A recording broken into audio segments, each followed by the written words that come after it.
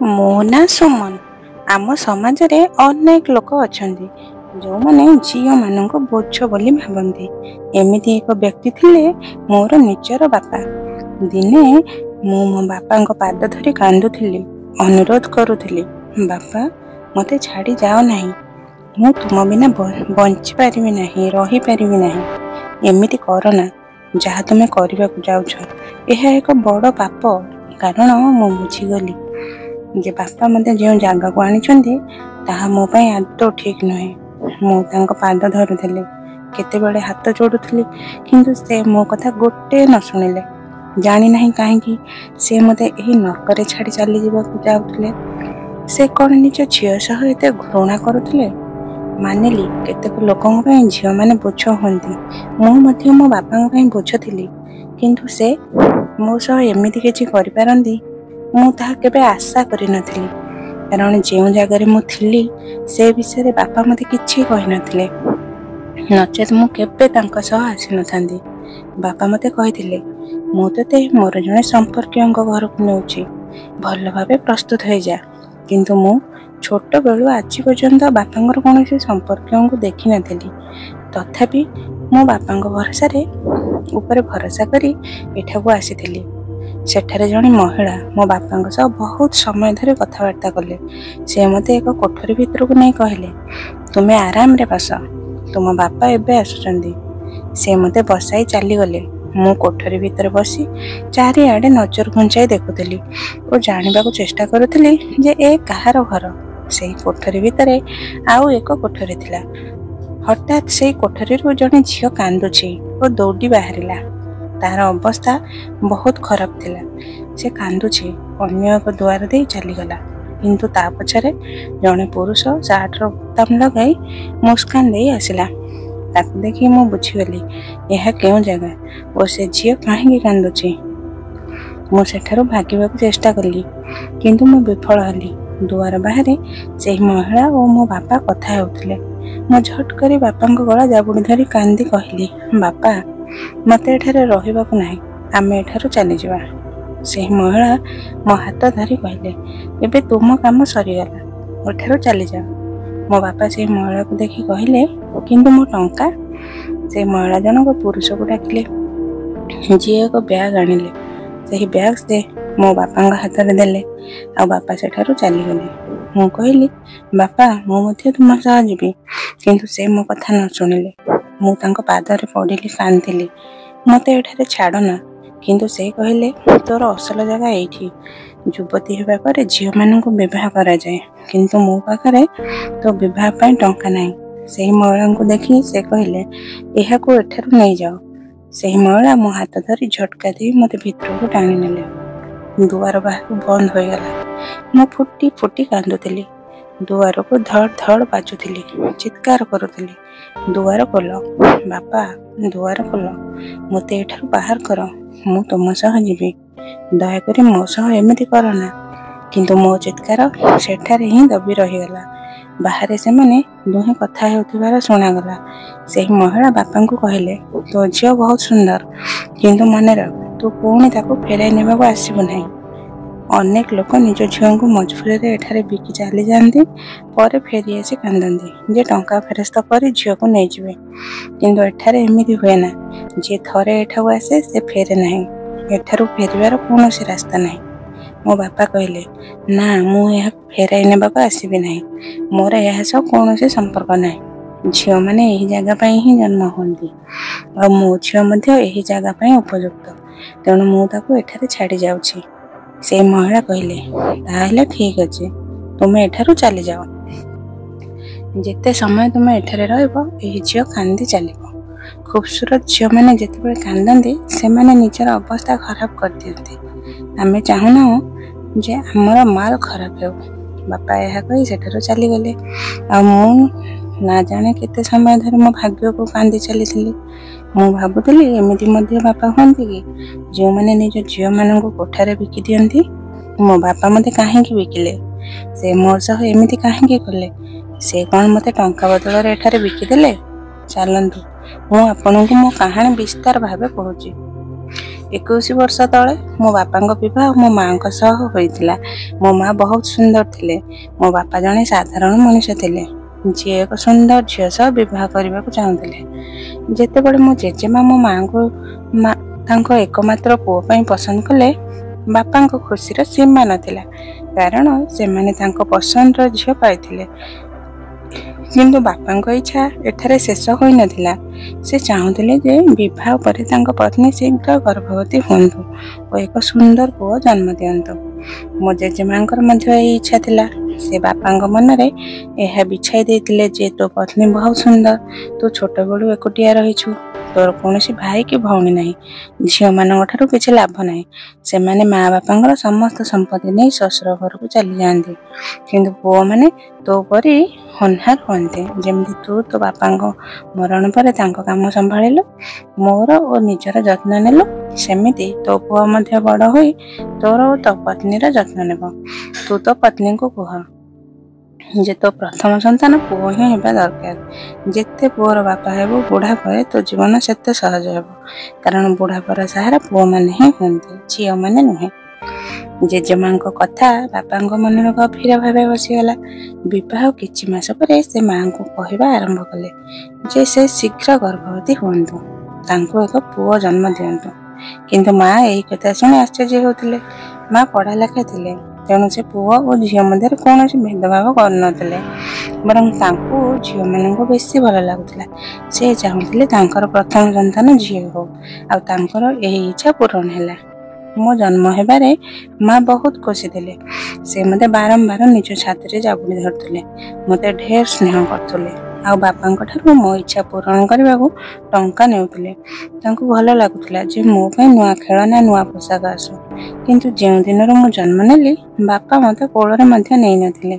से मो मुह को ठीक भावे देखि नथिले। जेजेमा मध्य माँ को घृणा करने आरंभ कले, कारण से पुओ जन्म दे नथिले। माँ जेजेमा समस्त अत्याचार चुपचाप सही नेउथिले। जेजेमा बहुत चालाक थिले। से बापा मन में एमती कथा बिछाई देथिले जे से माँ को पुओ जन्म देवा बाध्य करुथिले और तांको उपरे अत्याचार करथिले। माँ बापा यह आचरण बहुत असुविधा पड़ुथिले। केतेबेले से कहथिले मु तुमको पुओ कोठु आनी देबी, मो हाथ रे किछि नाही, भगवान जहाँ चाहिए ताहा ही हेब। मो जन्मर पूरा 3 वर्ष हेबाक आसथिला, किंतु माँ तथापि गर्भवती होई नथिले। बापा माँ अनेक डाक्तर ठारे चिकित्सा कराइथिले। डाक्तर कहिथिले जे माँ कौन समस्या नहीं, से संपूर्ण सुस्थ अछंती, सठिक समय रे से गर्भवती हेबे, किंतु से गर्भवती होई पारु नथिले। यह बापा और जेजेमा को बहुत चिंतार पकाई देथिला। से माने दिन राति माँ को तागिद करुथिले। दिने माँ बापा को कहिदेले तुमे चाहिए मते छाड़ी दे पार, द्वितीय विवाह मध्य करि पार, मु मो झीर जत्न नहीं पारि, तार पालन पोषण मध्य करि पारिबि। किंतु बापा माँ को छाड़ी पारु नथिले, कारण से जानथिले जे माँ परि सुंदर महिला तांको आ केउठी मिलिबो नाही। मो बापा देखिबा को बेसी सुंदर नथिले। माँ एक भल परिवार आसथिले। तांको माँ बापांकर एकमात्र झील थिले। मो नानी माँ विवाह 2 मास पूर्व एही दुनिया छाड़ी चली जाइथिले। किंतु मो नाना माँ को विवाह बहुत धूमधाम रे करथिले, कौनसी कमी रखि नथिले। से जानि नथिले जे विवाह पर तांका झील को केते असुविधार सामना करबा को पड़िबो। माँ को विवाह 2 वर्ष पर मो नाना मध्य एही दुनिया छाड़ी चली गले। तेबे माँ संपूर्ण एकुटिया हो गले। तथापि से एकुटिया रही मध्य एते आत्मविश्वास रखुथिले जे निज झील को एकुटिया पाଳି पारिबे। बापा यह को भय करथिले जे माँ तांको छाड़ी चली जिबे।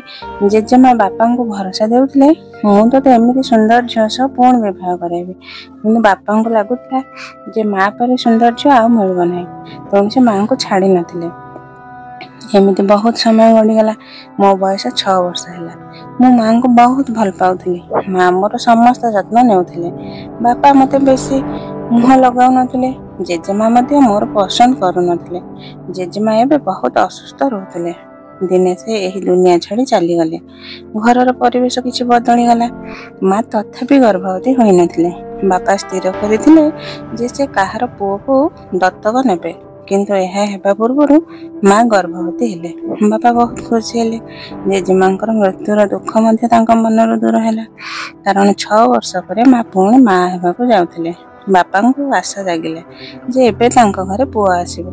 ଯେତେବେଳେ ମା ଏକ ପୁଅକୁ ଜନ୍ମ ଦେଲେ ବାପାଙ୍କ ଖୁସିର ସୀମା ନଥିଲା। ସେ ତୁରନ୍ତ ତାଙ୍କ ପୁଅକୁ କୋଳରେ ନେଲେ, ତାକୁ ଢେର ସାରା ସ୍ନେହ କଲେ, ତା ପାଇଁ ନୂଆ ଖେଳନା, ପୋଷାକ ଓ ସମସ୍ତ ସୁବିଧା ଯୋଗାଇ ଦେଲେ। ମା ମଧ୍ୟ ନିଜ ପୁଅର ଜନ୍ମରେ ଖୁସି ଥିଲେ, କାରଣ ସେ ତାଙ୍କ ଶରୀରର ଏକ ଅଂଶ ଥିଲା। କିନ୍ତୁ ମା ବାପାଙ୍କ ଉପରେ ନାରାଜ ଥିଲେ, କାରଣ ମୋ ଜନ୍ମରେ ସେ ଏତେ ଖୁସି ନଥିଲେ ଯେତେ ପୁଅର ଜନ୍ମରେ ହେଉଥିଲେ। ବାପା ପୁଅ ଓ ଝିଅ ମଧ୍ୟରେ ବହୁତ ଭେଦଭାବ କରିବା ଆରମ୍ଭ କଲେ। ମୁଁ ଧୀରେ ଧୀରେ ବଡ଼ ହେଉଥିଲି, ମୋ ଭାଇ ମଧ୍ୟ ବଡ଼ ହେଉଥିଲା। ବାପା ମୋତେ ତା ସହ ଖେଳିବାକୁ ଦେଉନଥିଲେ।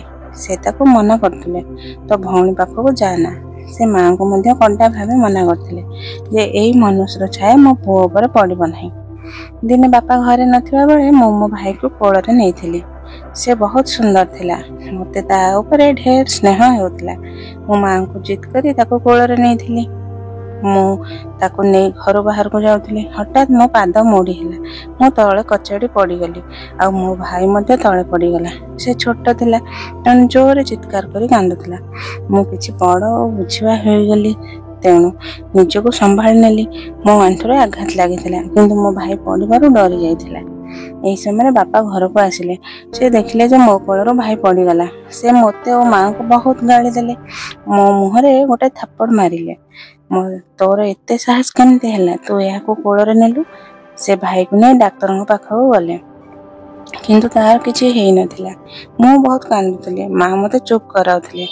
ସେହିଦିନ ମା କାନ୍ଦି କାନ୍ଦି ବାପାଙ୍କୁ କହିଲେ, ତୁମେ ମୋ ଝିଅକୁ ଭଲ ନ ପାଅ। ତୁମକୁ କେବଳ ପୁଅ ହିଁ ଦେଖାଯାଏ। ଏହା ତୁମର ହିଁ ଝିଅ, ମୁଁ କେଉଁଠୁ ଆଣି ନାହିଁ। ବାପା କହିଲେ, ମୋତେ ଝିଅ ଦରକାର ନଥିଲା। ଯଦି ଏହା ମଧ୍ୟ ପୁଅ ହେଇଥାନ୍ତା ମୁଁ ଏହାକୁ ବହୁତ ଭଲ ପାଇଥାନ୍ତି। ମା କହିଲେ, ତୁମେ ପୁଅର ମୁହଁରେ ଅନ୍ଧ ହୋଇଗଲ। ତୁମେ ଜାଣିନାହ ଯେ ପୁଅଠାରୁ ବେଶୀ ମା ବାପାଙ୍କର ଚିନ୍ତା ଝିଅମାନେ କରନ୍ତି। ଆମ ଝିଅ କେତେ ସୁନ୍ଦର ଓ ନିରୀହ, ତୁମେ ଏହାକୁ ଦେଖ। ତୁମେ କେବେ ଏହାର ମୁଣ୍ଡରେ ହାତ ରଖିନାହ, ତାକୁ ସ୍ନେହରେ ଜାବୁଡ଼ି ଧରିନାହ, ତା ଉପରେ ସ୍ନେହ ନଜର ମଧ୍ୟ ପକାଇ ନାହ। ଏହା ମଧ୍ୟ ତୁମର ହିଁ ସନ୍ତାନ, ତୁମର ହିଁ ରକ୍ତ। ବାପା ରାଗରେ ମାଆଙ୍କୁ କହିଲେ, ମୁଁ ଏହାକୁ ମୋର ସନ୍ତାନ ମାନୁ ନାହିଁ। ମୋର କେବଳ ଗୋଟିଏ ସନ୍ତାନ, ସେ ହେଉଛି ମୋ ପୁଅ। ଏହି ଝିଅ ତୋର, ମୋର ନୁହେଁ।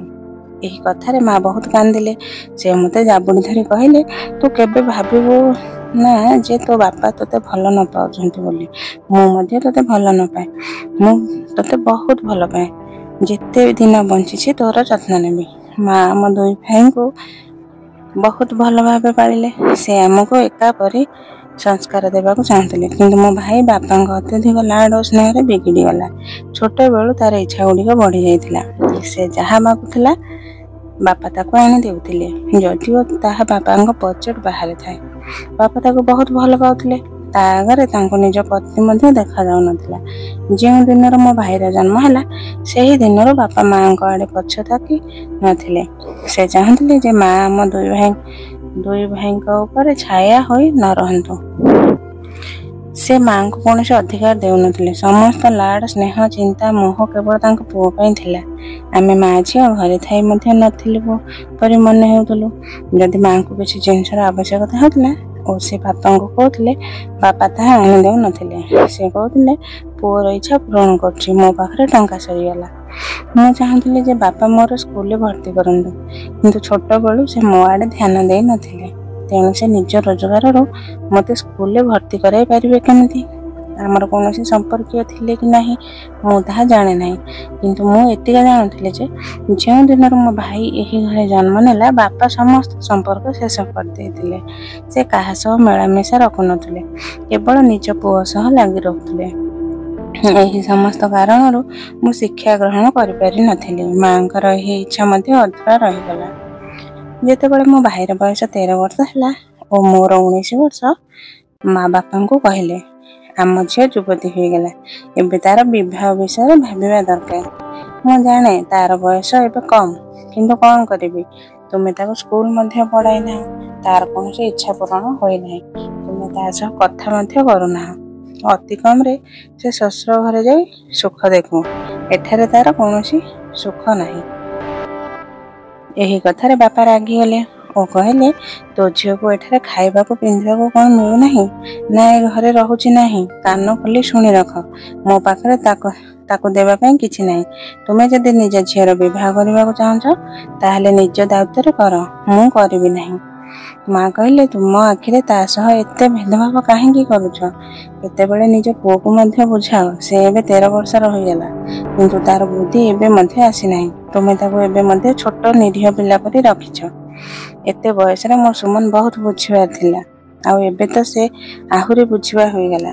ବିଚାରୀ ପରିସ୍ଥିତି ସହ ମିଶି ରହିବା ଶିଖିଛି, କାରଣ ତାକୁ ଛୋଟବେଳୁ ବାପାଙ୍କର ସ୍ନେହ ମିଳେ ନାହିଁ। ମୁଁ ତୁମଠାରୁ କେବେ କିଛି ମାଗିବି ନାହିଁ, କେବଳ ମୋ ଝିଅର ଏକ ଭଲ ଘରେ ବିବାହ କରାଇ ଦିଅ। ତାପରେ ତୁମେ ଯାହା କହିବ ମୁଁ ତାହା କରିବି। ବିନା କାରଣରେ ତୁମେ ତାକୁ ପସନ୍ଦ କରୁନା। ବିବାହ ହେଲେ ସେ ଶ୍ୱଶୁର ଘରକୁ ଚାଲିଯିବ ଓ ସବୁଦିନ ପାଇଁ ସେଠାରେ ରହିବ। ବାପା କହିଲେ, ମୁଁ କହିଲି ନା, ମୋ ପାଖରେ ଯାହା ଜମା ପୁଞ୍ଜି ଅଛି ତାହା କେବଳ ମୋ ପୁଅ ପାଇଁ, ଆଉ ମୋ ପୁଅର ଇଚ୍ଛା ପୂରଣ କରୁଛି। ମୋ ପାଖରେ କେବେ କିଛି ଜମା ହୋଇ ନାହିଁ। ତୁମେ ଯଦି ନିଜ ଝିଅର ବିବାହ କରିବାକୁ ଚାହୁଁଛ, ତୁମର ଗହଣା ବିକିଦିଅ। ମା କହିଲେ, ଗହଣା କେଉଁଠୁ ବିକିବି? ଘରର ଅବସ୍ଥା ଏତେ ଖରାପ ହୋଇଗଲା ଯେ ତୁମେ ମୋର ସମସ୍ତ ଗହଣା ଗୋଟେ ଗୋଟେ କରି ବିକିଦେଲ। ମୋ ପାଖରେ କେବଳ ଗୋଟେ ସୁନାର ହାର ବଞ୍ଚିଥିଲା, ତାହା ମଧ୍ୟ ଗତ ବର୍ଷ ତୁମେ ବିକି ତାକୁ ଏକ ମୋବାଇଲ କିଣି ଦେଇଥିଲ। ଏତେ କମ୍ ବୟସରେ ତୁମେ ତାକୁ ବିଗାଡ଼ିବା ପାଇଁ ମୋବାଇଲ ଦେଇଦେଲ। ଏତେ ବୟସର ପିଲାମାନେ ତ ସ୍କୁଲରେ ପଢୁଛନ୍ତି। ବାପା କହିଲେ, ତୁ ମୋ ପୁଅର ଖୁସି ଉପରେ ସବୁବେଳେ ନଜର ରଖୁଛୁ କାହିଁକି? ତୁମେ ମା ଝିଅଙ୍କୁ କେବଳ ମୋ ପୁଅ ହିଁ ଖରାପ ଲାଗୁଛି। ମା କିଛି ଭୁଲ କହୁନଥିଲେ, କାରଣ ବାପା ତାକୁ ସତରେ ବହୁତ ବିଗାଡ଼ି ଦେଇଥିଲେ। କମ୍ ବୟସରେ ସେ ଭୁଲ ପିଲାମାନଙ୍କ ସହ ବନ୍ଧୁତା କରିଥିଲା। ସାରା ଦିନ ସେ ଆବର୍ଜନା କାମ କରୁଥିଲା। କମ୍ ବୟସରେ ବାପା ତା ହାତରେ ମୋବାଇଲ ଦେଇ ତାକୁ ବିଗାଡ଼ିବା ଆରମ୍ଭ କରିଥିଲେ। ସେ ତାକୁ କୌଣସି ସାଧାରଣ ମୋବାଇଲ ଦେଇନଥିଲେ, ବରଂ ଏକ ମହଙ୍ଗା ବ୍ରାଣ୍ଡର ମୋବାଇଲ କିଣି ଦେଇଥିଲେ, ଯାହା ତାର ବନ୍ଧୁମାନଙ୍କ ମଧ୍ୟରେ ତାର ବହୁତ ପ୍ରଶଂସା ହେଉଥିଲା। ଆଉ 1 ବର୍ଷ ଏମିତି ଗଡ଼ିଗଲା, କିନ୍ତୁ ମୋ ଭାଇର ଆଚରଣ ଦିନକୁ ଦିନ ଖରାପ ହେଉଥିଲା। ଏହି ସମୟରେ ମା ଅସୁସ୍ଥ ହେବା ଆରମ୍ଭ କଲେ। ତାଙ୍କୁ ପାରାଲିସିସ୍ ରୋଗ ହୋଇଥିଲା। ତାଙ୍କୁ ଜରୁରୀ ଚିକିତ୍ସାର ଆବଶ୍ୟକତା ଥିଲା, କିନ୍ତୁ ବାପାଙ୍କୁ ତ ଭାଇ ବ୍ୟତୀତ ଆଉ କିଛି ଦେଖାଯାଉନଥିଲା। ସେ ମାଙ୍କ ଆଡ଼େ ତାକି ନଥିଲେ। ମା ବାପାଙ୍କୁ କହିଥିଲେ, ମୋ ସ୍ୱାସ୍ଥ୍ୟ ଠିକ୍ ନାହିଁ, ମୋର ଚିକିତ୍ସା ଭଲ ଡାକ୍ତରଙ୍କ ଠାରେ କରାଅ। କିନ୍ତୁ ବାପା ମାଙ୍କୁ ଛୋଟ ମୋଟ ଡାକ୍ତରଙ୍କ ଠାରୁ ଔଷଧ ଆଣି ଦେଉଥିଲେ, ଯାହା କିଛି ସମୟ ପାଇଁ ଫରକ କରୁଥିଲା, କିନ୍ତୁ ମାଙ୍କ ରୋଗ ଦିନକୁ ଦିନ ବଢ଼ୁଥିଲା। ମୁଁ ମାଙ୍କର ବହୁତ ଯତ୍ନ ନେଉଥିଲି ଓ ମନେ ମନେ ଭାବୁଥିଲି, ଯଦି ମୁଁ କିଛି କାମ କରିପାରୁଥାନ୍ତି ତାହେଲେ ମାଙ୍କର ଚିକିତ୍ସା ନିଜେ କରାଇ ପାରନ୍ତି। ମାଙ୍କ ସ୍ୱାସ୍ଥ୍ୟ ବହୁତ ଖରାପ ହେଉଥିଲା। ଦିନେ ରାତିରେ ସେ ଶୋଇଲେ, କିନ୍ତୁ ସକାଳେ ଉଠିଲେ ନାହିଁ। ସେ ସବୁଦିନ ସକାଳୁ ଉଠୁଥିଲେ, କିନ୍ତୁ ସେଦିନ ଯେତେବେଳେ ମୁଁ ତାଙ୍କୁ ଉଠାଇବାକୁ ଚେଷ୍ଟା କଲି, ସେ ଉଠିଲେ ନାହିଁ। ମୁଁ ଚିତ୍କାର କରି କାନ୍ଦିଲି। ମୋ ଚିତ୍କାର ଶୁଣି ବାପା ଓ ମୋ ଭାଇ ଦୀପକ କୋଠରୀକୁ ଆସିଲେ। ବାପା ମାଙ୍କୁ ଡାକ୍ତରଙ୍କ ପାଖକୁ ନେଲେ, କିନ୍ତୁ ଡାକ୍ତର ତାଙ୍କୁ ମୃତ ଘୋଷଣା କଲେ। ମାଙ୍କର ମୃତ୍ୟୁର ଦୁଃଖ ମୁଁ ସହିପାରିଲି ନାହିଁ। ମୁଁ ଚିତ୍କାର କରି କାନ୍ଦୁଥିଲି। ଆଖିରେ ମୋର କେବଳ ମା ହିଁ ଥିଲେ। ମୋ ଭାଇ ମଧ୍ୟ ମୋତେ ପସନ୍ଦ କରୁନଥିଲା, ମୋ ଠାରୁ ଦୂରେଇ ରହୁଥିଲା, ମୋତେ ଘରର ନୋକରାଣୀ ପରି ଭାବୁଥିଲା। ମାଙ୍କ ମରଣ ପରେ ମୋ ଜୀବନ ଆହୁରି ଖରାପ ହୋଇଗଲା। ମୁଁ ସାରା ଦିନ ଓ ରାତି ମାଙ୍କୁ ମନେ ପକାଇ କାନ୍ଦୁଥିଲି। ଏବେ ମୋତେ ଡର ଲାଗୁଥିଲା, ଯେମିତି ମୁଁ ସମ୍ପୂର୍ଣ୍ଣ ଅନାଥ ହୋଇଗଲି। ଘରେ ମୋ ସହ କଥା ହେବା ପାଇଁ କେହି ନଥିଲେ। ମା ଥିବା ବେଳେ ମୋ ପାଇଁ ପୋଷାକ ତିଆରି କରିଦେଉଥିଲେ। ମାଙ୍କ ମରଣ ପରେ ମୁଁ ତାଙ୍କର ପୋଷାକ ହିଁ ପିନ୍ଧୁଥିଲି। ବାପା ଘରେ ରାସନ ପକାଇ ଦେଉଥିଲେ। ମୁଁ ଅସୁସ୍ଥ ହେଲେ ମଧ୍ୟ ମୋତେ ଡାକ୍ତରଙ୍କ ଠାରୁ ଔଷଧ ଆଣି ଦେଉନଥିଲେ। ମୁଁ ନିଜେ ସୁସ୍ଥ ହେଉଥିଲି। ମୁଁ କେବେ ତାଙ୍କୁ କିଛି ଅଭିଯୋଗ କରିନଥିଲି। ଆଖିର ମୁଁ କେମିତି କରିଥାନ୍ତି? ସେ ତ ମୋତେ ନିଜ ଝିଅ ମାନୁନଥିଲେ। ଏବେ ମୁଁ ଆଗଠାରୁ ଆହୁରି ଦୁଃଖୀ ଓ ଅସୁବିଧାରେ ରହୁଥିଲି। ଘରର ସମସ୍ତ କାମ କରି ମୁଁ ଥକି ଯାଉଥିଲି, କାରଣ ମା ଥିବା ବେଳେ ସେ ମୋତେ କୌଣସି କାମ କରିବାକୁ ଦେଉନଥିଲେ। ବାପା ନିଜ ଓ ଦୀପକ ପାଇଁ ଭଲ ଭଲ ଖାଦ୍ୟ ତିଆରି କରାଉଥିଲେ, କିନ୍ତୁ ମୋତେ ବାସି ଖାଦ୍ୟ ଖାଇବାକୁ କହୁଥିଲେ। ମୁଁ ପ୍ରତିଦିନ ଦୀପକର କୋଠରୀ ସଫା କରୁଥିଲି, ତାର ପୋଷାକ ଧୋଉଥିଲି, ତାକୁ ସମୟରେ ଖାଦ୍ୟ ଦେଉଥିଲି। ନିଜର ଅବସ୍ଥା ସୁଧାରିବା ପାଇଁ ମୋତେ ସମୟ ମିଳୁନଥିଲା। ଲୋକେ କହୁଥିଲେ, ତୁମେ ତୁମ ମା ପରି ସୁନ୍ଦର। ବାପ ଘରେ କାହାକୁ ଆସିବାକୁ ଦେଉନଥିଲେ। ମୁଁ ବାପାଙ୍କୁ କହିଥିଲି, ବାପା ଦୟାକରି ମୋତେ ସିଲେଇ କରିବାକୁ ଦିଅ, ମୋତେ ମଧ୍ୟ ଟଙ୍କାର ଆବଶ୍ୟକତା ହୁଏ। ମୋ ସହ ବୟସର ଝିଅମାନେ ନିଜର ସମସ୍ତ ଇଚ୍ଛା ପୂରଣ କରୁଛନ୍ତି। ବାପା କହିଲେ, ତୁ ନିଜର ଇଚ୍ଛା ପୂରଣ କରି କ'ଣ କରିବୁ? ସେମାନେ ସମସ୍ତେ ନିଜ ଘର ପାଇଁ ଭାଗ୍ୟବାନ ହୋଇଛନ୍ତି, କିନ୍ତୁ ଯେଉଁ ଦିନରୁ ତୁ ଜନ୍ମ ହେଲୁ ସେହି ଦିନରୁ ଆମ ଘରର ଅବସ୍ଥା ଖରାପ ହେଉଛି। ମୋ ପୁଅକୁ ଦେଖି ମୋତେ ପୁରା ଆଶା ଅଛି, ସେ ବୁଢ଼ାପାରେ ମୋର ସାହାରା ହେବ। କିନ୍ତୁ ତୁ କ'ଣ କରିବୁ? ତତେ ତ ଦିନେ ନା ଦିନେ ବିଦା କରିବାକୁ ପଡ଼ିବ। କିନ୍ତୁ ମୁଁ ତୋର ବିବାହ ଏତେ ଶୀଘ୍ର କରିବି ନାହିଁ। ଆଖି ତୁ ମଧ୍ୟ ଏହି ଘରୁ ଚାଲିଗଲେ ଆମେ ଦୁଇ ବାପ ପୁଅଙ୍କର ଯତ୍ନ କିଏ ନେବ? ମୁଁ ବାପାଙ୍କ ପାଦ ତଳେ ପଡ଼ି କହିଥିଲି, ବାପା, ମୁଁ ତୁମର ଓ ଦୀପକର ସବୁବେଳେ ଯତ୍ନ ନେବି, ଘରର ସମସ୍ତ କାମ ମଧ୍ୟ କରିବି, କେବଳ ମୋତେ ସିଲେଇ କରିବାକୁ ଦିଅ। ବାପା କହିଲେ, ତୋତେ ସିଲେଇ କିଏ ଶିଖାଇଲା? ମୁଁ କହିଲି, ବାପା, ତୁମେ ଜାଣିନାହଁ, ମାଆଙ୍କୁ ସିଲେଇ ଆସୁଥିଲା, ସେ ମୋତେ ସିଲେଇ ବିଷୟରେ କହୁଥିଲେ, ତେଣୁ ମୁଁ ସବୁ ମନେ ରଖିଛି। ବାପା ନା ଜାଣି କ'ଣ ଭାବିଲେ, କିନ୍ତୁ ସେ ମନା କରିଦେଲେ, ମୁଁ ତୋତେ ସିଲେଇ କରିବାକୁ ଦେବି ନାହିଁ, ତୁ ଘର ବ୍ୟତୀତ ଅନ୍ୟ କୌଣସି କାମ କରିବୁ ନାହିଁ। ମୁଁ ତାଙ୍କ କଥାରେ କାନ୍ଦି କାନ୍ଦି ନିଜ କୋଠରୀକୁ ଚାଲି ଆସିଲି। ସମୟ ଗତିରେ ଚାଲିଲା। ଏବେ ମୋର ବୟସ 21 ବର୍ଷ ହେଲା, ଆଉ ମୋ ଭାଇର 15 ବର୍ଷ। ସେ ସ୍ୱାସ୍ଥ୍ୟରେ ବହୁତ ଭଲ ଥିଲା, ଦେଖିବାକୁ ମଧ୍ୟ ସୁନ୍ଦର ଥିଲା, ତେଣୁ କେହି ତାକୁ ଦେଖି କହୁନଥିଲେ ଯେ ସେ 15 ବର୍ଷର, ବରଂ ସେ ନିଜ ବୟସଠାରୁ ବେଶୀ ବଡ଼ ଦେଖାଯାଉଥିଲା। ଏବେ ସେ ବାପାଙ୍କୁ କହିଲା ଯେ ତାକୁ ଏକ ମହଙ୍ଗା ବାଇକ୍ ଦରକାର, ଯାହାର ମୂଲ୍ୟ ପାଖାପାଖି 7 ଲକ୍ଷ ଟଙ୍କା। ବାପା ତାକୁ କହିଲେ, ବେଟା, କିଛି ମାସ ତଳେ ମୁଁ ତୋତେ ସ୍କୁଟି କିଣି ଦେଇଛି, ତ ଏବେ ତ ତୋ ବୟସ ଏତେ ନୁହେଁ ଯେ ତୁ ମହଙ୍ଗା ବାଇକ୍ ଚଲାଇ ପାରିବୁ। କିନ୍ତୁ ସେ ବାପାଙ୍କ ଉପରେ ରାଗିଗଲା ଓ କହିଲା, ଯଦି ତୁମେ ମୋ କଥା ନ ମାନିବ ମୁଁ ତୁମ ସହ କଥା ହେବି ନାହିଁ, ନଚେତ୍ ଏହି ଘର ଛାଡ଼ି ଚାଲିଯିବି। ଏହି କଥା ଶୁଣି ବାପା ଡରିଗଲେ। ସେ କହିଲେ, ନା ନା ବେଟା, ତୁ ତ ମୋ ଆଖିର ତାରା, ମୋ ହୃଦୟର ସୁଖ। ଆଖିରେ ମୋ ସମସ୍ତ ଖୁସି ତୋ ସହିତ ଜଡ଼ିତ। ତୁ ମୋତେ ଛାଡ଼ି ଚାଲିଗଲେ ମୁଁ କେମିତି ରହିବି? ସେ ବହୁତ ବ୍ୟାକୁଳ ହୋଇଗଲେ। ଏହା ପୂର୍ବରୁ ମଧ୍ୟ ସେ ଅନେକ ଏମିତି ଦାବି କରିଥିଲା, ଯାହା ପାଇଁ ବାପାଙ୍କୁ ଅନେକ ଅସୁବିଧାର ସାମ୍ନା କରିବାକୁ ପଡ଼ିଥିଲା। ତଥାପି ବାପା ତାର ଦାବି ପୂରଣ କରିଥିଲେ। ମଣିଷର ଜୀବନରେ ଇଚ୍ଛା ଏମିତି ଏକ ଜିନିଷ ଯାହା କେବେ ପୂରଣ ହୁଏ ନାହିଁ। ଦୀପକ ଯାହା ଦାବି କରୁଥିଲା, ବାପା ତାହା ପୂରଣ କରୁଥିଲେ। ତାକୁ ଲାଗୁଥିଲା ଯେ ତାର ମୁହଁରୁ ନିକଟି ଦାବି ଆଙ୍ଗୁଳି ହଲାଇଲେ ପୂରଣ ହୋଇଯାଏ, ତେଣୁ ସେ ବାରମ୍ବାର ବାପାଙ୍କୁ ଦାବି କରୁଥିଲା। କିନ୍ତୁ ଏବେ ବାପାଙ୍କ ବୟସ ହେଉଥିଲା, ତାଙ୍କ ଶରୀରରେ ରୋଗ ଜନ୍ମ ନେଉଥିଲା, ତାଙ୍କ ସ୍ୱାସ୍ଥ୍ୟ ମଧ୍ୟ ଖରାପ ରହୁଥିଲା। ମୁଁ ତାଙ୍କର ବହୁତ ସେବା କରୁଥିଲି, କିନ୍ତୁ ଦୀପକକୁ ତ ଏତେ ସମୟ ମିଳୁନଥିଲା ଯେ ସେ ନିଜ ବନ୍ଧୁତାର ଠାରୁ ବାହାରି ବାପାଙ୍କର ଖବର ନେଇ ପାରୁଥାଏ। ତଥାପି ସେ ବାପାଙ୍କୁ ବହୁତ ପ୍ରିୟ ଥିଲା। ଏବେ ସେ ବାପାଙ୍କୁ ଧମକ ଦେଇଥିଲା ଯେ ଯଦି ସେ 1 ସପ୍ତାହ ଭିତରେ 7 ଲକ୍ଷ ଟଙ୍କାର ବାଇକ୍ ପାଇଁ ବ୍ୟବସ୍ଥା ନ କରନ୍ତି, ତାହେଲେ ସେ ଏହି ଘର ଛାଡ଼ି ଚାଲିଯିବ। ଏହି କଥାରେ ବାପା ଡରିଗଲେ। ସେ ତାକୁ ଆଶ୍ୱାସନା ଦେଇଥିଲେ ଯେ ସେ 7 ଲକ୍ଷ ଟଙ୍କାର ବ୍ୟବସ୍ଥା କରିଦେବେ, କିନ୍ତୁ ବାପାଙ୍କ ପାଇଁ ଏହା କରିବା ବହୁତ କଷ୍ଟକର ଥିଲା। ଆଖିର ସେ ମାସକୁ ମାତ୍ର 20,000 ଟଙ୍କା ରୋଜଗାର କରୁଥିଲେ। ଏମିତିରେ ସେ ନିଜ ପୁଅକୁ ଏତେ ମହଙ୍ଗା ବାଇକ୍ କେମିତି କିଣି ଦେଇପାରିବେ? ଏହା ପୂର୍ବରୁ ଅନେକ ଥର ସେ ମୋଟର ବାଇକ୍, ମହଙ୍ଗା ସାଇକେଲ, ମହଙ୍ଗା ମୋବାଇଲ, ମହଙ୍ଗା ଘଣ୍ଟା ଓ କେଉଁଠାକୁ ବୁଲିବା ପାଇଁ ଜିଦ୍ କରିଥିଲା। ବାପା ତାର କଥାରେ କେତେବେଳେ 5,000 ଟଙ୍କା ଦେଉଥିଲେ, କେତେବେଳେ ପୁରା ମାସର ଦରମା ତା ହାତରେ ଦେଇ ଦେଉଥିଲେ। ସେ କହୁଥିଲେ, ତାର ଏବେ ବୟସ ଅଛି ଏହା ସବୁ କରିବାର। ଏହି ବୟସରେ ସେ ନିଜର ଇଚ୍ଛା ପୂରଣ ନ କଲେ କେତେବେଳେ କରିବ? ଏହି ସମୟରେ ଘରେ ଅନେକ ଅସୁବିଧା ହେଉଥିଲା, କିନ୍ତୁ ଦୀପକ କେତେବେଳେ ବାପାଙ୍କ ସହ ବହୁତ ଅସଭ୍ୟ ଭାବେ କଥା ହେଉଥିଲା।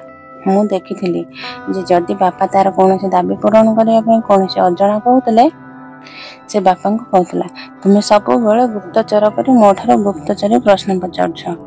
ତୁମେ ମୋ ବାପା, କେବଳ ବାପା ହିଁ ରହିଥାଅ, ମୋର ବନ୍ଧୁ ହେବାର ଆବଶ୍ୟକତା ନାହିଁ। ବାପା ତାର ଏମିତି କଥା ଶୁଣି ଚୁପ୍ ହୋଇ ରହୁଥିଲେ। ମୁଁ ଜାଣୁଥିଲି ଯେ ତାଙ୍କର ହୃଦୟ ଭାଙ୍ଗି ଯାଉଛି, କିନ୍ତୁ ସେ କ'ଣ କରିପାରିଥାନ୍ତେ? ତାଙ୍କୁ ତ ନିଜ ପୁଅ ଉପରେ ବହୁତ ଭରସା ଥିଲା।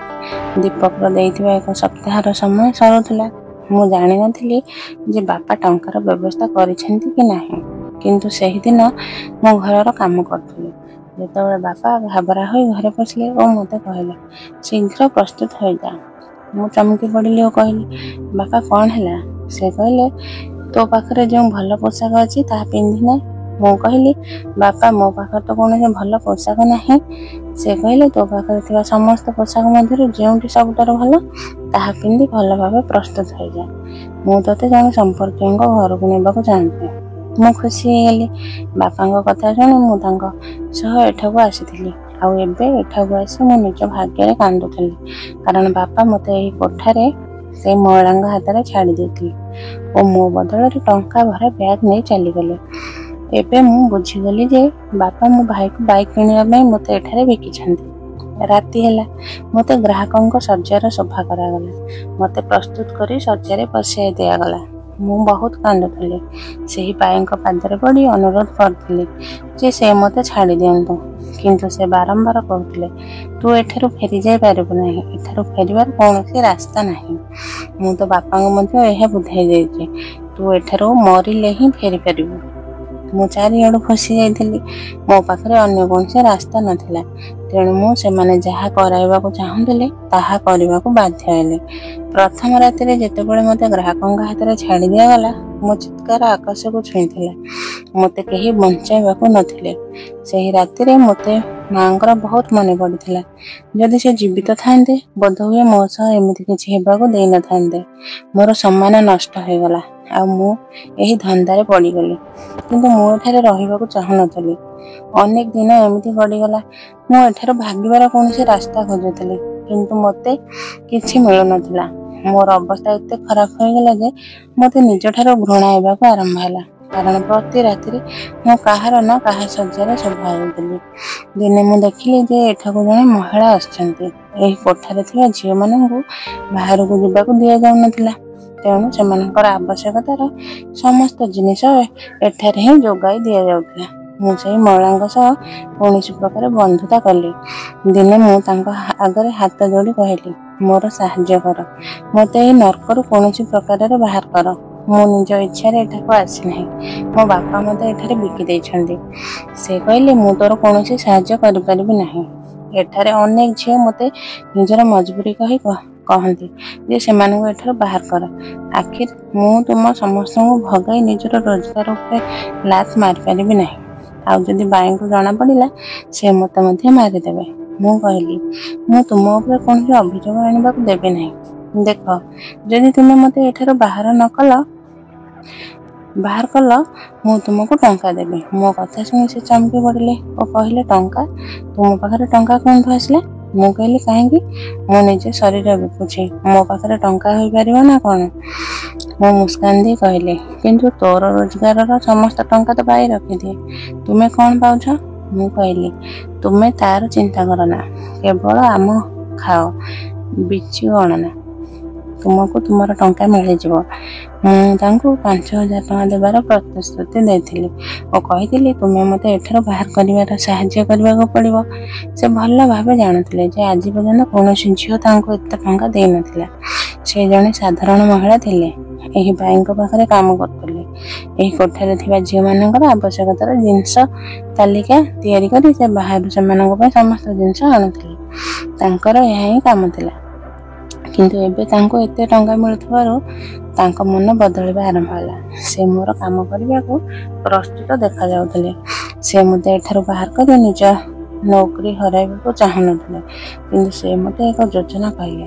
ସେ କହିଲେ, ମୁଁ ତୋତେ ଏମିତି ଏକ ଜିନିଷ ଆଣିଦେବି ଯାହାଦ୍ୱାରା ତୁ ଏଠାରୁ ବାହାରି ଯାଇପାରିବୁ, ଆଉ ତୁ ଯାହା ଉପରେ ଏହା ବ୍ୟବହାର କରିବୁ ତୋ ପାଇଁ ରାସ୍ତା ଛାଡ଼ିଦେବ। ମୁଁ ଚମକି ପଡ଼ିଲି ଓ ଭାବିଲି, ସେ ମୋତେ କେଉଁ ଜିନିଷ ଆଣିଦେବ? ଏବେ ମୋତେ କୌଣସି ପ୍ରକାରେ 5,000 ଟଙ୍କାର ବ୍ୟବସ୍ଥା କରିବାକୁ ଥିଲା। ଏହି କୋଠାରେ ପ୍ରତି ଶନିବାର ରାତିରେ ଜଣେ ବଡ଼ ଜୁଆଲାରୀ ଆସୁଥିଲେ, ଯିଏ ମୋତେ ବହୁତ ପସନ୍ଦ କରୁଥିଲେ। ତେଣୁ ପ୍ରତି ଶନିବାର ରାତିରେ ସେ ମୋ ସହ ସମୟ କାଟିବାକୁ ପସନ୍ଦ କରୁଥିଲେ। ସେହି ବ୍ୟକ୍ତି ମୋର ଏହି କାମ କରିପାରନ୍ତି। ଯେତେବେଳେ ସେ ଆସିଲେ, ମୁଁ ତାଙ୍କୁ କହିଲି, ଦେଖନ୍ତୁ ସାର୍, ପ୍ରତି ଶନିବାର ରାତିରେ ତୁମେ ମୋ ସହ ସମୟ କାଟୁଛ, କିନ୍ତୁ ଏବେ ମୋର ତୁମଠାରୁ ମନ ଭରିଗଲା। ତୁମେ ବାଇଙ୍କୁ ମୋ ପାଇଁ ଟଙ୍କା ଦେଉଛ ଠିକ୍, କିନ୍ତୁ ମୋତେ ଅଲଗା ଭାବେ ମଧ୍ୟ କିଛି ଟଙ୍କା ଦରକାର। ଯଦି ତୁମେ ମୋତେ ଆଜି ଟଙ୍କା ନ ଦିଅ, ତାହେଲେ ଆଗାମୀ ରବିବାର ଠାରୁ ମୁଁ ବାଇଙ୍କୁ ମନା କରିଦେବି ଯେ ଯିଏ ମୋତେ ତୁମଠାରୁ ଅଧିକ ଟଙ୍କା ଦେବ, ମୁଁ ତା ସହ ରାତି କାଟିବି। ମୁଁ ଏଠାରେ ରହି ଏହାର ନିୟମ ଓ ତରିକା ଭଲ ଭାବେ ବୁଝିଗଲି। ସେହି ଗ୍ରାହକ ମୋ ଉପରେ ହସିଲେ, ତୁ ବହୁତ ଚାଲାକ ହୋଇଗଲୁ। ଠିକ୍ ଅଛି, ମୁଁ ତୋତେ ଅଲଗା ଟଙ୍କା ଦେବି। କେତେ ଚାହଁ? ମୁଁ କହିଲି, ମୋତେ 5,000 ଟଙ୍କା ଦରକାର। ସେ ଆଶ୍ଚର୍ଯ୍ୟ ହୋଇ କହିଲେ, ଏତେ ଟଙ୍କା? तू कौन करू है नहीं? ମୁଁ ମୁସ୍କାନ ଦେଇ କହିଲି, ସେହି ତୁମେ ଜାଣିବ ନାହିଁ, କେବଳ ଟଙ୍କା ଦେଇଦିଅ ଆଉ ମୋ ସହ ପ୍ରତି ଶନିବାର ସମୟ କାଟିବାର ସୁଯୋଗ ପାଇବ। ସେ ମୋ କଥାରେ ରାଜି ହେଲେ ଓ ସେହି ରାତିରେ ମୋତେ 5,000 ଟଙ୍କା ଦେଇଦେଲେ। ମୁଁ ସେହି ଟଙ୍କା ଲୁଚାଇ ରଖିଥିଲି, ଯାହା ବାଇ ଜାଣିପାରିବେ ନାହିଁ। ପରେ ମୁଁ ସେହି ମହିଳାଙ୍କୁ ଡାକିଲି, ଯିଏ ଏହି କୋଠରୀରୁ ଜିନିଷ ଯୋଗାଉଥିଲା। ମୁଁ ତାଙ୍କୁ ଟଙ୍କା ଦେଇ କହିଲି, ଏବେ ତୁ ମୋତେ ସାହାଯ୍ୟ କର। ମୁଁ ତୁମକୁ ପ୍ରତିଶ୍ରୁତି ଦେଇଥିବା ଟଙ୍କା ଦେଉଛି, କିନ୍ତୁ ତୁମେ ମୋତେ ଏଠାରୁ ବାହାରର ରାସ୍ତା ଦେଖାଅ। ସେ ଟଙ୍କା ଦେଖି ଖୁସି ହେଲେ ଓ କହିଲେ, ଠିକ୍ ଅଛି, ମୁଁ ତୋତେ ଏକ ଜିନିଷ ଆଣିଦେବି ଯାହା ତୋତେ ଏଠାରୁ ବାହାରିବାର ସାହାଯ୍ୟ କରିବ। ପରେ ସେ ମୋତେ ଏକ ଛୋଟ ଶିଶି ଆଣିଦେଲେ, ଯେଉଁଥିରେ କିଛି ଔଷଧ ଥିଲା। ସେ କହିଲେ, ଏହା ଏକ ନିଦ ଔଷଧ। ତୁ ଏହାକୁ ବାଇଙ୍କ ଖାଦ୍ୟରେ ମିଶାଇ ଦେବୁ, ସେ ଗଭୀର ନିଦରେ ଶୋଇପଡ଼ିବେ ଆଉ ତୁ ଏହି ସୁଯୋଗରେ ଏଠାରୁ ଭାଗିପାରିବୁ। କିନ୍ତୁ ସାବଧାନ, କାହାକୁ ଜାଣିବାକୁ ଦେବୁ ନାହିଁ। ମୁଁ ତୋତେ ଏହି କୋଠାର ପଛପଟ ଦୁଆରେ ଚାବି ମଧ୍ୟ ଦେବି, ଯାହାଦ୍ୱାରା ତୁ ବାହାରକୁ ଯାଇପାରିବୁ। ମୋ ହୃଦୟରେ ଏକ ଆଶାର ଆଲୋକ ଜଳି ଉଠିଲା। ମୁଁ ତାଙ୍କୁ ଧନ୍ୟବାଦ ଦେଇ ସେ ଶିଶି ଓ ଚାବି ଲୁଚାଇ ରଖିଲି। ଏବେ ମୋତେ କେବଳ ସଠିକ୍ ସମୟର ଅପେକ୍ଷା କରିବାକୁ ଥିଲା। 2 ଦିନ ପରେ ଶନିବାର ରାତିରେ ମୁଁ ମୋ ଯୋଜନା କାର୍ଯ୍ୟକାରୀ କଲି। ବାଇ ସାଧାରଣତଃ ରାତିରେ ଖାଦ୍ୟ ଖାଇ ଶୋଉଥିଲେ। ମୁଁ ତାଙ୍କ ଖାଦ୍ୟରେ ସେହି ନିଦ ଔଷଧ ମିଶାଇ ଦେଲି। କିଛି ସମୟ ପରେ ସେ ଗଭୀର ନିଦରେ ଶୋଇପଡ଼ିଲେ। ମୁଁ ଧୀରେ ଧୀରେ ସେହି ପଛପଟ ଦୁଆରେ ଚାବି ବ୍ୟବହାର କରି ବାହାରକୁ ବାହାରିଲି। ରାତିର ଅନ୍ଧକାର ମୋତେ ଢାଙ୍କି ଦେଇଥିଲା। ମୁଁ ଦୌଡ଼ିଲି ଯେପର୍ଯ୍ୟନ୍ତ ମୁଁ ଏକ ଜନଗହଳି ଜାଗାରେ ପହଞ୍ଚି ନଥିଲି। ମୋ ପାଖରେ କିଛି ଟଙ୍କା ବାକି ଥିଲା, ମୁଁ ଯାହା ଲୁଚାଇ ରଖିଥିଲି। ସେହି ଟଙ୍କା ନେଇ ମୁଁ ଏକ ବସ୍ ଧରି ସହରରୁ ବାହାରକୁ ଚାଲିଗଲି। ମୁଁ ଜାଣିନଥିଲି ମୁଁ କେଉଁ ଆଡ଼େ ଯାଉଛି, କିନ୍ତୁ ମୋ ମନରେ ଏକମାତ୍ର ଲକ୍ଷ୍ୟ ଥିଲା, ଏହି ନର୍କରୁ ମୁକ୍ତି। ବସ୍ରେ ବସି ମୁଁ ମୋ ଅତୀତକୁ ମନେ ପକାଇ କାନ୍ଦୁଥିଲି। ମୋ ବାପାଙ୍କ ପ୍ରତି ମୋ ମନରେ କେବଳ ଘୃଣା ଥିଲା। ସେ ମୋତେ ବିକି ଦେଇଥିଲେ, ମୋ ଜୀବନକୁ ନଷ୍ଟ କରିଦେଇଥିଲେ। ମାଆଙ୍କ ମରଣ ପରେ ମୋ ଜୀବନ ଆହୁରି ଅନ୍ଧକାର ହୋଇଗଲା। କିନ୍ତୁ ଏବେ ମୁଁ ମୁକ୍ତି ଥିଲି। ଯଦିଓ ମୋ ପାଖରେ କିଛି ନଥିଲା, ନା ଘର, ନା ପରିବାର, ନା କୌଣସି ସମ୍ପର୍କ। ବସ୍ ଏକ ଛୋଟ ସହରରେ ଅଟକିଲା। ମୁଁ ଉତରିଲି ଓ ଚାରିଆଡ଼େ ଦେଖିଲି। ଏହା ଏକ ଅଜଣା ଜାଗା ଥିଲା, କିନ୍ତୁ ମୋତେ ଏହା ନୂଆ ଆରମ୍ଭ ପାଇଁ ଏକ ସୁଯୋଗ ଲାଗୁଥିଲା। ମୁଁ ନିଷ୍ପତ୍ତି ନେଲି ଯେ ମୁଁ ଏଠାରେ ନୂଆ ଜୀବନ ଆରମ୍ଭ କରିବି। ମୋ ପାଖରେ ଥିବା ଅଳ୍ପ ଟଙ୍କା ନେଇ ମୁଁ ଏକ ଛୋଟ କୋଠା ଭଡ଼ାରେ ନେଲି। ପରେ ମୁଁ ମୋ ମାଆଙ୍କ ଠାରୁ ଶିଖିଥିବା ସିଲେଇ କାମ ଆରମ୍ଭ କଲି। ମୁଁ ପାଖ ଗାଁର ମହିଳାମାନଙ୍କ ପାଇଁ ପୋଷାକ ସିଲେଇ କଲି। ଧୀରେ ଧୀରେ ମୋର କାମ ବଢ଼ିଲା ଆଉ ମୁଁ କିଛି ଟଙ୍କା ଜମା କରିବାକୁ ଆରମ୍ଭ କଲି। ଏକ ଦିନ ମୁଁ ଏକ ସ୍ଥାନୀୟ ସଂଗଠନରେ ଯୋଗ ଦେଲି, ଯେଉଁମାନେ ମହିଳାମାନଙ୍କୁ ସ୍ୱାବଲମ୍ବୀ ହେବାରେ ସାହାଯ୍ୟ କରୁଥିଲେ। ସେମାନେ ମୋତେ ଏକ ଛୋଟ ଦୋକାନ ଖୋଲିବା ପାଇଁ ଋଣ ଦେଲେ। ମୁଁ ମୋ ସିଲେଇ କାମକୁ ଆହୁରି ବଢ଼ାଇଲି ଓ କିଛି ଝିଅଙ୍କୁ ମଧ୍ୟ ସିଲେଇ ଶିଖାଇବା ଆରମ୍ଭ କଲି। ମୋ ଜୀବନ ଧୀରେ ଧୀରେ ସ୍ଥିର ହେଲା। ମୁଁ ନିଜକୁ ଏକ ନୂଆ ପରିଚୟ ଦେଲି ଆଉ ମୋ ଅତୀତକୁ ଭୁଲିବାକୁ ଚେଷ୍ଟା କଲି। କିଛି ବର୍ଷ ପରେ ମୁଁ ଜାଣିଲି ଯେ ମୋ ବାପା ଓ ଭାଇ ଦୀପକର ଅବସ୍ଥା ବହୁତ ଖରାପ ହୋଇଗଲା। ବାପାଙ୍କ ସ୍ୱାସ୍ଥ୍ୟ ଆହୁରି ଖରାପ ହେଲା ଆଉ ଦୀପକ ଭୁଲ ସଙ୍ଗରେ ପଡ଼ି ନିଶାଖୋର ହୋଇଗଲା। ସେ ବାପାଙ୍କୁ ଛାଡ଼ି କେଉଁଆଡ଼େ ଚାଲିଗଲା ଆଉ ବାପା ଏକାକୀ ରହିଗଲେ। ମୁଁ ଏହା ଶୁଣି ଦୁଃଖୀ ହେଲି, କିନ୍ତୁ ମୋ ମନରେ ତାଙ୍କ ପ୍ରତି କୌଣସି ସହାନୁଭୂତି ନଥିଲା। ସେମାନେ ମୋ ଜୀବନକୁ ନଷ୍ଟ କରିଥିଲେ ଆଉ ଏବେ ସେମାନେ ନିଜର କର୍ମଫଳ ଭୋଗୁଛନ୍ତି। ଆଜି ମୁଁ ନିଜ ପାଦରେ ଛିଡ଼ା ହୋଇଛି। ମୋ ଦୋକାନ ଭଲ ଚାଲୁଛି ଆଉ ମୁଁ ଅନ୍ୟ ଝିଅମାନଙ୍କୁ ମଧ୍ୟ ସ୍ୱାବଲମ୍ବୀ ହେବାରେ ସାହାଯ୍ୟ କରୁଛି। ମୋ ଅତୀତ ମୋତେ ଏକ ଶକ୍ତି ଦେଇଛି, ଯାହା ମୋତେ ଜୀବନରେ ଆଗକୁ ବଢ଼ିବାରେ ସାହାଯ୍ୟ କରିଛି। ମୁଁ ମୋ ମାଆଙ୍କୁ ସବୁବେଳେ ମନେ ରଖିଛି, ଯିଏ ମୋତେ ସବୁବେଳେ ନିଜ ପାଦରେ ଛିଡ଼ା ହେବାକୁ କହୁଥିଲେ। ତାଙ୍କର ସେହି କଥା ମୋତେ ଏହି ଦିନ ପର୍ଯ୍ୟନ୍ତ ପହଞ୍ଚାଇଛି। ମୁଁ ଜାଣେ ମୋ ଜୀବନରେ ଅନେକ ଅନ୍ଧକାର ଦିନ ଆସିଛି, କିନ୍ତୁ ମୁଁ ହାର ମାନି ନାହିଁ। ମୁଁ ନିଜ ପାଇଁ ଏକ ନୂଆ ଜୀବନ ଗଢ଼ିଛି ଆଉ ଏବେ ମୁଁ ଖୁସି। ମୋ କାହାଣୀ ଅନ୍ୟ ଝିଅମାନଙ୍କ ପାଇଁ ଏକ ପ୍ରେରଣା ହେବ, ଯେଉଁମାନେ ନିଜ ଜୀବନରେ ଅସୁବିଧାର ସାମ୍ନା କରୁଛନ୍ତି। ଜୀବନ ଯେତେ କଷ୍ଟକର ହେଉନା କାହିଁକି, ନିଜର ଶକ୍ତି ଓ ସାହସ ସହ ଆଗକୁ ବଢ଼ିବା ସମ୍ଭବ। ଏହା ଥିଲା ମୋ କାହାଣୀ, ଯାହା ମୁଁ ଆଜି ତୁମ ସହ ବାଣ୍ଟିଲି। ମୋ ଜୀବନର ଏହି ଯାତ୍ରା ମୋତେ ଅନେକ ଶିଖାଇଛି ଆଉ ମୁଁ ଆଶା କରୁଛି ଯେ ଏହା ଅନ୍ୟମାନଙ୍କୁ ମଧ୍ୟ ନିଜ ଜୀବନରେ ଆଗକୁ ବଢ଼ିବାର ପ୍ରେରଣା ଦେବ।